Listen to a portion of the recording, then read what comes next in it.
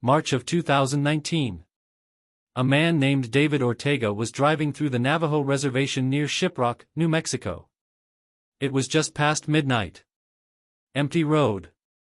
No moon. The kind of darkness that makes your headlights feel inadequate. He saw something standing in the middle of the highway. Tall. Wrong proportions. He slowed down, expecting it to move. It didn't. Just stood there, facing him. Not aggressive. Not threatening. Just waiting. David stopped the truck about 30 feet away. He told me later he couldn't explain why he didn't reverse, didn't honk, didn't do anything rational. He just sat there. And the thing, whatever it was, turned its head slowly to the left. Held that position for maybe 10 seconds. Then walked off the road and disappeared into the scrub. David drove home. Nothing happened to him. No chase. No attack. No horror movie ending. But 2 days later, his cousin died in a rollover on that exact stretch of road. Right where the thing had been standing. Right where it had looked. That was the moment I realized the legend might have gotten it wrong. If you've spent any time on the internet in the last decade, you know the Skinwalker. Pale, humanoid, moves on all fours, glowing eyes, screams like a woman being murdered. Hunts people in the desert. Mimics voices to lure you out of your tent.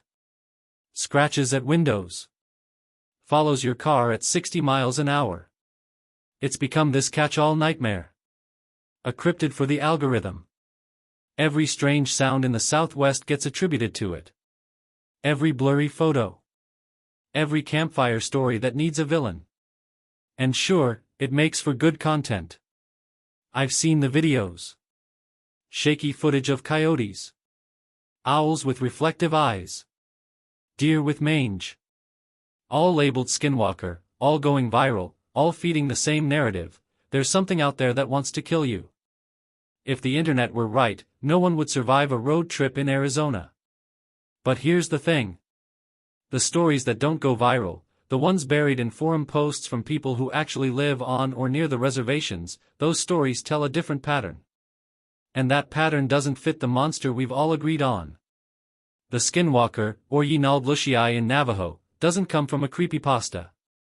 It comes from a specific cultural context. A real one. And in that context, it's not a random predator. It's a person. A witch. Someone who's broken a fundamental taboo, usually involving the dead, usually involving power they shouldn't have touched. The transformation, the animal form, that's a consequence. Or a tool. Depending on who you ask. But what nobody talks about, what gets lost when the myth becomes a meme, is that skinwalkers aren't just out there existing in the dark, waiting for hikers. They appear in relation to something. A boundary crossed. A place disturbed. A balance disrupted. The Navajo people don't treat them like monsters in a story. They treat them like consequences in motion. What if it wasn't hunting but enforcing something? I started collecting these accounts 3 years ago. Most came from friends of friends, people who wouldn't talk on record, wouldn't use their names. The common thread wasn't violence. It was observation. A woman in Chinle told me she saw one crouched on a ridge above her grandmother's hogan. It was just before dawn. She was outside getting water. The thing was maybe 100 yards away, motionless, watching the house. She went inside. Told her grandmother. Her grandmother didn't seem surprised. Just said, "Stay inside today." The next morning, they found out a man from the next valley had died. He'd been accused of grave desecration 2 years prior. Nothing proven. Nothing legal. But people knew. Another guy, a trader who works the routes between Tuba City and Kayenta, said he saw one pacing his truck on a dirt road. Didn't try to get in. Didn't lunge. Just kept pace for maybe 2 miles, then veered off into the dark. He didn't think much of it until he got to his delivery point and found out the family he was supposed to meet had been fighting over a burial plot. Old accusations. Old anger. He left the supplies and drove back a different route. Then there's the teenager from Ganado. He and his friends went out to a spot they'd been warned about, some old ceremonial site that wasn't maintained anymore. They didn't go inside, didn't touch anything. Just stood around, took some photos, laughed about how nothing happened. On the drive back, they saw it standing on the side of the road. It didn't move. Just watched them pass. 2 weeks later, one of the friends got sick. Really sick. Hospitalized. The others wouldn't talk about it, but the kid who told me said he still dreams about the way it stood there. Like it was taking attendance. None of them were attacked. None of them were chased. But all of them said the same thing: it felt like being seen by something that knew exactly what you'd done. So here's the pattern. Skinwalkers show up when lines get crossed. Not metaphorical lines. Actual ones. Geographic. Cultural. Spiritual. The kind that have reasons behind them, even if those reasons aren't written down in any guidebook. You go somewhere you shouldn't. You disturb something old. You disrespect a practice, a place, a memory. And then you see it. Not attacking. Not feeding. Just there. A presence that confirms you've entered a space you don't belong in. Predators chase. Warnings wait. And maybe that's what got lost in translation. When outsiders started hearing these stories, they heard monster. They didn't hear messenger. They didn't hear enforcer. They heard fangs and fear, and they built a mythology around that because it's easier to be afraid of a creature than it is to respect a boundary you don't understand. I'm not saying every sighting is a spiritual GPS alert. I'm not even saying I believe in the supernatural mechanics of it. But the pattern's there. People see these things in contexts. And the contexts matter more than the sightings. You don't see a skinwalker because you're unlucky. You see one because you've done something or you're about to. And it's there to let you know, this is the line. You're standing on it. The thing is, we're really good at ignoring warnings. Especially when they come in forms we don't recognize. A shadow that moves wrong. A sound that doesn't match the animal making it. A feeling in your gut that says turn around. We explain it away. Fatigue. Anxiety. Overactive imagination.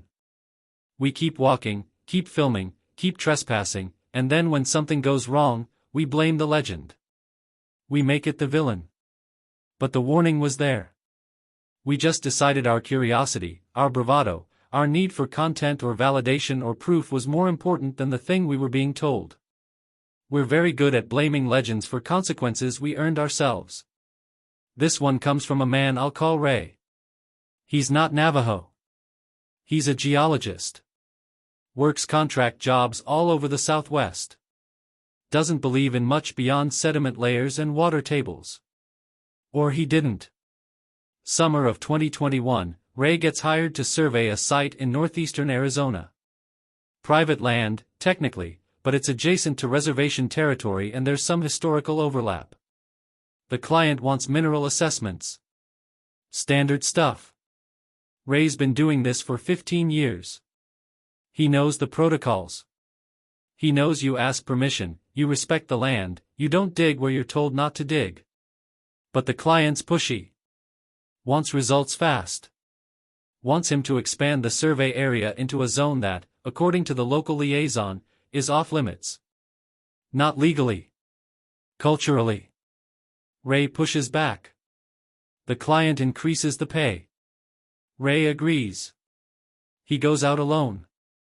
It's a canyon area, dry wash, lots of exposed rock. Beautiful, actually. He sets up his equipment, starts taking readings. He's there maybe 2 hours when he notices something moving along the ridgeline above him. At first, he thinks it's a person. Then he thinks it's a dog. Then he realizes it's neither. It's too far away to make out details, but the way it moves, the proportions, something's off. It stops. Sits down. Just sits there on the edge of the ridge, looking down at him. Ray keeps working. He tells himself it's a coyote. Or a trick of the heat. But it doesn't move. 20 minutes. 30. Just sitting there. He finishes up, packs his gear, heads back to his truck. The thing's gone. He drives back to his motel, files his report, doesn't mention it. 2 days later, he goes back. Same area. This time he's going deeper into the restricted zone. The client's happy. Ray's not thinking about the thing on the ridge. He's maybe half a mile in when he sees it again. Closer this time. Standing in the middle of the wash, maybe 50 yards ahead. He stops. It doesn't move. He takes a step forward. It shifts its weight, slightly, just enough to change posture. Not aggressive. Not defensive. Just attentive. Ray's not a superstitious guy, but he's also not stupid. He turns around. Walks back to his truck. Calls the client. Says the terrain's unstable, survey's incomplete, he's not going back. The client threatens to withhold payment. Ray says fine. He leaves Arizona the next day. 3 weeks later, he gets a call from the liaison. The area he was surveying had collapsed. Some kind of subsurface erosion, unstable cavity, the whole section caved in. If Ray had been working there, he'd be dead. No question. He didn't tell the liaison about what he saw. But he told me. And he said the worst part wasn't the collapse. It was knowing that the thing, whatever it was, had been waiting for him to make a choice. And it had watched him make the right one. Or maybe it had watched him make the wrong one first, and then corrected himself. Either way, it didn't hunt him.